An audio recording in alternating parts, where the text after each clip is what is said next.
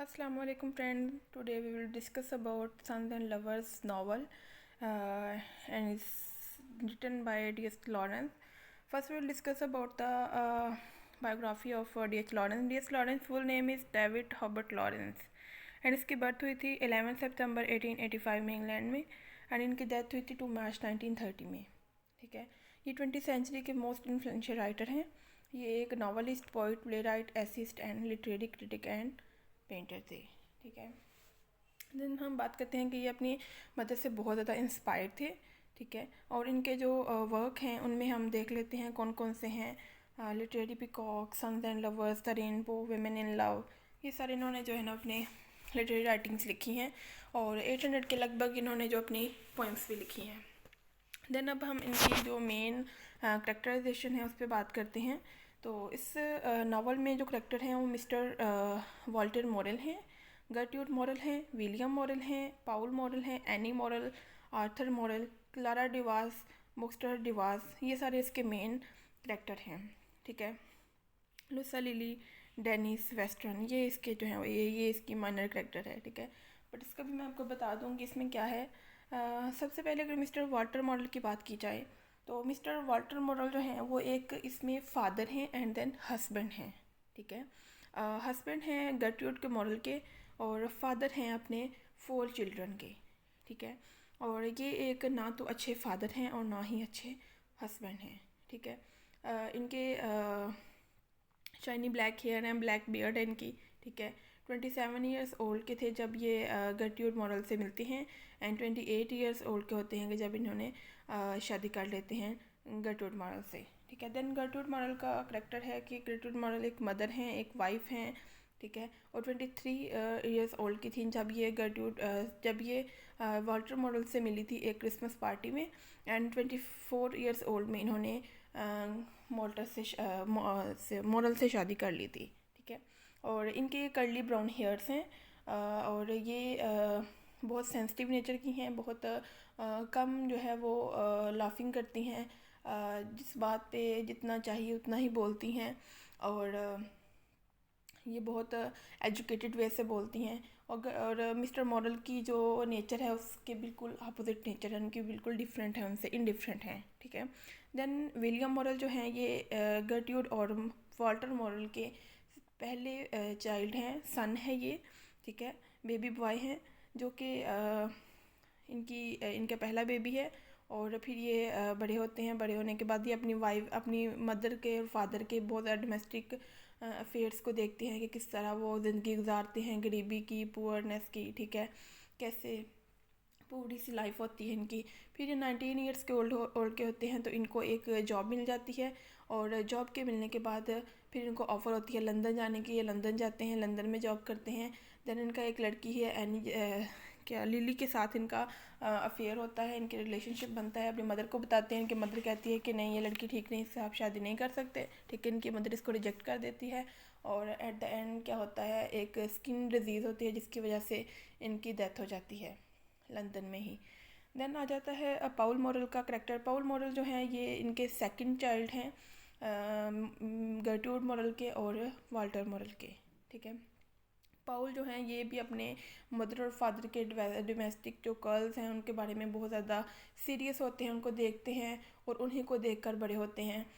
ये पढ़ने में अच्छे थे बट घर के हालात ऐसे थे कि इनको काम करना पड़ा। फिर ये जो है जहाँ इनके फादर काम करते थे उसी ही कंपनी में ये काम करना स्टार्ट हो गए। ठीक है, उन्होंने अपने घर के हालात को देखा, उनको समझा, उनको अपनी मदर के साथ बहुत ज़्यादा अटैच थे ये। ठीक है, और अपनी सिस्टर के साथ भी बहुत अटैच थे। एंड विलियम चला जाता है, उसकी डेथ हो जाती है। उसके बाद अपनी मदर को संभालते हैं, अपनी मदर की केयर करते हैं, उनके इमोशंस, उनके सब कुछ डिस्टैच हो चुका होता है सबको। ये बहुत अच्छे से जो है पॉजिटिव वे से ये संभालते हैं, अपनी मदर के साथ इमोशनली बहुत अटैच होते हैं। ठीक है, एंड देन इनकी 2 गर्लफ्रेंड्स हैं। पहली गर्लफ्रेंड होती है मीडियम, जिसको इनकी मदर रिजेक्ट कर देती है कि इनके साथ हम शादी नहीं कर सकते। देन इनकी सेकंड गर्लफ्रेंड है जो कि क्लारा है। क्लारा जो है वो एक मैरिड लड़की है। ठीक है, और इसके बाद फिर इनकी इससे भी शादी नहीं हो पाती। क्लारा वापस अपने हस्बैंड के पास चली जाती है, इनकी मदर की डेथ हो जाती है। ठीक है, मॉरल की डेथ हो जाती है जो कि पाउल की मदर है। तो देन ये अकेले रह जाते हैं अपनी लाइफ में, बहुत लोनलीनेस फील करते हैं, आइसोलेशन का शिकार हो जाते हैं, ठीक है। तो ये साइकोलॉजिकल इसमें जो है वो साइकोलॉजिकली इसमें थोड़ा साइकोलॉजिकल नावल है। ऐसे करेक्टर्स जो है उनकी साइकोलॉजी ऐसी है थोड़ी कि ये साइकोलॉजिकल नावल है, ठीक है। देन एनी मॉरल की बात करते हैं। एनी मॉरल जो है वो विलियम और पाउल की सिस्टर है, विलियम और पाउल की सिस्टर हैं और गर्ट्यूड और वाल्टर की डॉटर हैं, ठीक है। और एनी अपनी मदर के साथ अटैच होती है, लेकिन मदर से ज़्यादा अपने बेटों के साथ अटैच होती है। देन आर्थर मॉरल की बात की जाए, आर्थर मॉरल जो है वो सबसे इनके यंगेस्ट चाइल्ड है गर्ट्यूड के और वाल्टर मॉरल के, और इन अपने बहन भाई में सबसे छोटे हैं। और आर्थर के पैदा होने पे जो वाल्टर मॉरल है वो बहुत ज़्यादा खुश होते हैं, ठीक है। तो ये पहला बच्चा था जिसकी पैदाइश पे वाल्टर साहब खुश हुए थे और थोड़ा इनको फैमिली के साथ थोड़ा वक्त गुजारने का मौका मिला था। उसके बाद क्लारा डिवास का जो करेक्टर है उसमें यह है कि क्लारा जो है ये इसकी सेकंड गर्लफ्रेंड है पाउल की, जिसकी जो कि मैरिड गर्ल है, बट मैरिड वेमेन है, सॉरी। तो इनकी इसके साथ काफ़ी रिलेशनशिप लंबा चलता है, ये बहुत एक दूसरे से सीरियस होते हैं रिलेशनशिप में। लेकिन क्या होता है फिर इसकी मदर की भी हालत ठीक नहीं रहती, ये अपनी मदर की तरफ अटेंशन देना शुरू हो जाता है, और क्लारा की जो हस्बैंड हैं उनकी भी वो भी बीमार हो जाते हैं, तो ये अपने हस्बैंड की तरफ जो है वो मूव कर जाती है, और पाउल अपनी मदर की तरफ अटेंशन दे रहा होता है सारी। तो इस तरह क्लारा और इसका जो है ना वो फिर से ख़त्म हो जाता है रिलेशनशिप, और क्लारा अपने वापस हस्बैंड के पास चली जाती है और उसके हस्बैंड फिर ठीक हो जाते हैं। मिस्टर डिवास जो हैं ये क्लारा के हस्बैंड हैं, ठीक है। एंड मीडियम का एक कैरेक्टर है जो कि इसमें नहीं बताया गया। मीडियम जो है वो इनके फैमिली ट्रेंड्स में से है, और इसके पाउल के, और जो मीडियम का ब्रदर है वो पाउल का फ्रेंड है, और जो उसकी मीडियम की मदर हैं वो उनके साथ काफ़ी अच्छे से रहती हैं, और जो इसकी मदर हैं पाउल की वो मीडियम को पसंद नहीं करती, जिसकी वजह से वो रिजेक्ट कर देती हैं, वो कहती हैं तुम इससे शादी नहीं कर सकते। और एट द एंड क्या होता है, लिली जो है ये उसकी विलियम की गर्लफ्रेंड है। एट द एंड क्या होता है कि सभी जो है ना वो इससे दूर हो जाते हैं, और पॉल बेचारा अकेला रह जाता है। मीडियम को इसकी मदर रिजेक्ट कर देती है, क्लारा अपने हस्बैंड के पास चली जाती है, मदर की डेथ हो जाती है, एनी की शादी हो जाती है इसकी सिस्टर की, और देन ये अकेला रह जाता है, ये बहुत आइसोलेशन का शिकार हो जाता है, लोनलीनेस फील करता है। देन अगर हम बात करें इसके थीम्स की, तो पहला थीम था फैमिली। तो फैमिली आप इसमें देख सकते हैं कैसे इनकी फैमिली सारी डिस्टर्ब्ड है, ठीक है। इनके फादर है उसका बच्चों के साथ नहीं है, मदर है उसका अपने हस्बैंड के साथ नहीं है, और बच्चे अपने फादर से हेट करते हैं। जो मदर है वो अपने बच्चों से प्यार करती है, अपने हस्बैंड से हेट करते हैं। जो फादर है वो अपनी वाइफ से हेट करता है, अपने चिल्ड्रन से हेट करता है, बिकॉज वो जेलसी फील करता है कि इसकी जो वाइफ है बच्चों से ज़्यादा प्यार करती है।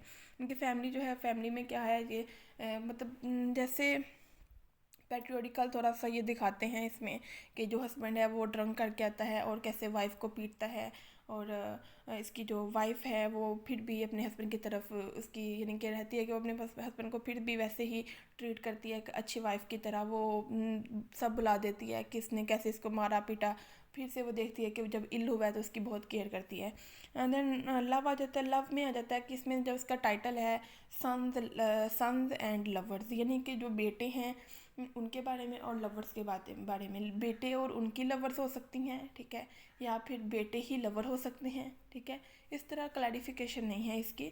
लेकिन लव के बारे में अगर बात की जाए तो इन दोनों का भी पहले लव हुआ था, किसका, वाल्टर का और गर्ट्रूड का, ठीक है। उसके बाद इन्होंने एक साल के बाद शादी की थी।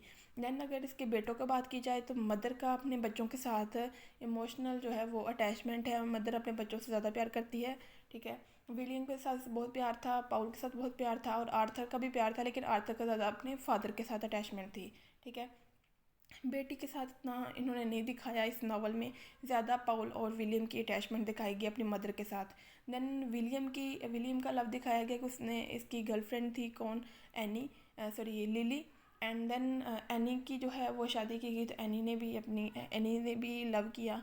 देन पाउल है तो पाउल की दो गर्लफ्रेंड्स थी, मीडियम एंड क्लारा। इसने इन दोनों के साथ लव किया, बट ये लॉयल किसके साथ था, मीडियम इसके साथ लॉयल थी, ये मीडियम के साथ लॉयल नहीं था। ये क्लारा के साथ लॉयल था, बट क्लारा जो है वो अपने हस्बैंड के पास चली जाती है।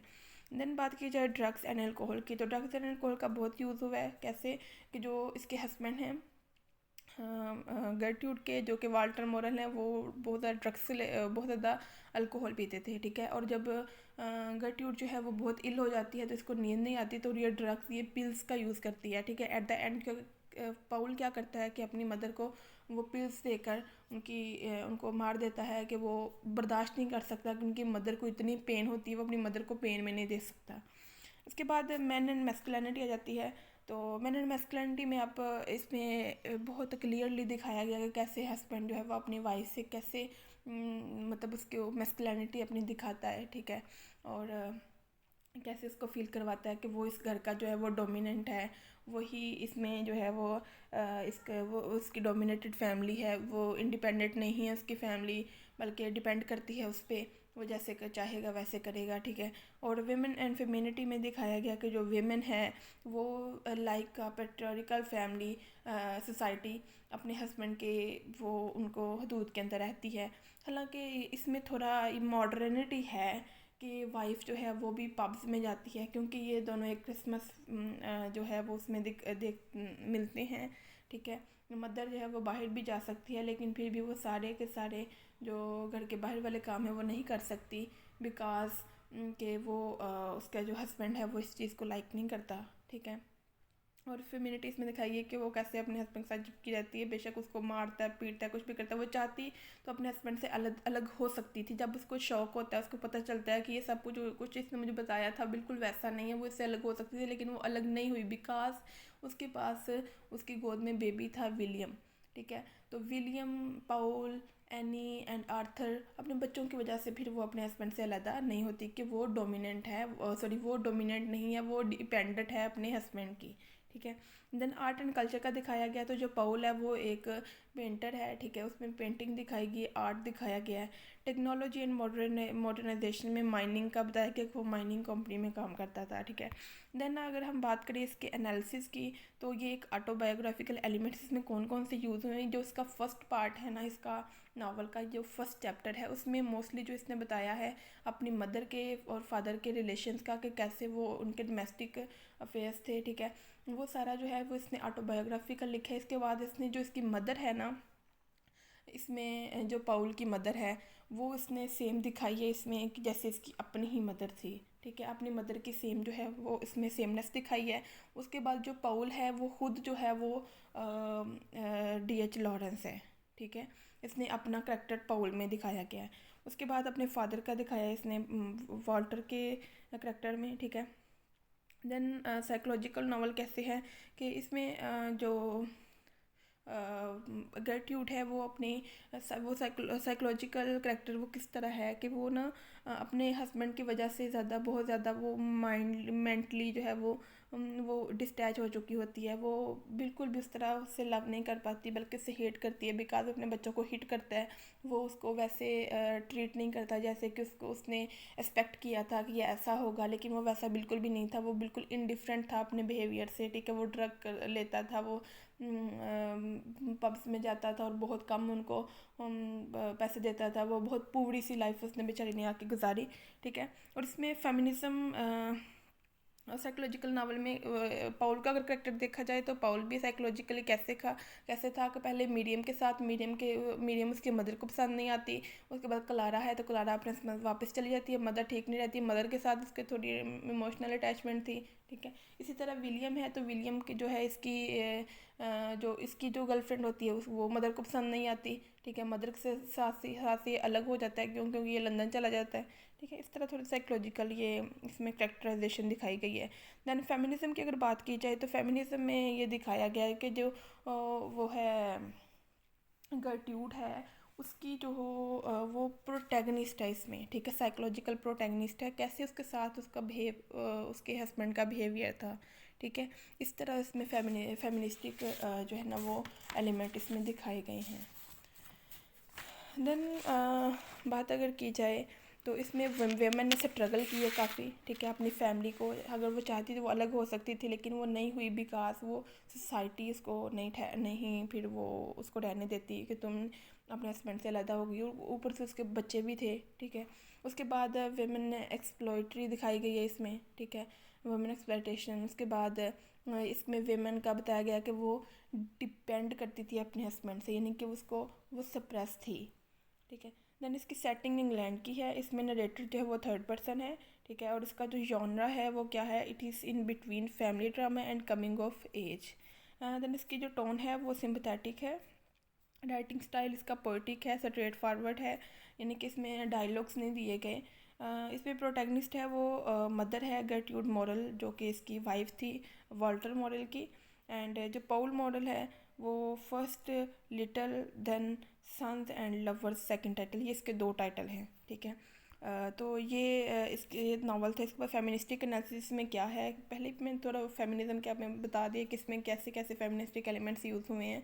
फिर इसका ये है कि इसका जो फेमिनिज्म है इसकी वेव थी 2। फर्स्ट वेव में बेसिक राइट्स की बात की गई थी, और सेकंड में इक्वालिटी की बात की गई थी, थर्ड में लिबर्टी की बात की गई थी, ठीक है। तो अगर इस चाहेंगे तो मैं आपको इस पर बहुत एक अच्छी सी वीडियो बना के दे दूँगी। बाकी ये था हमारा आज का नावल।